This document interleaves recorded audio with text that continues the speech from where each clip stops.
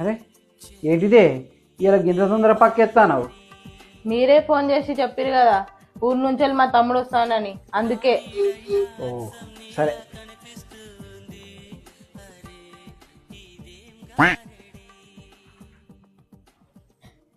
ఈ పక్క ఎవరికి వేసినవే? ఓ అదా, మీరు ఫోన్ పెట్టిన తర్వాత మా అమ్మ ఫోన్ చేసిందండి. ప్రీతి అలా నా కొడుకు మీ ఇంటికి వస్తానని చెప్పింది, అందుకే వేసిన.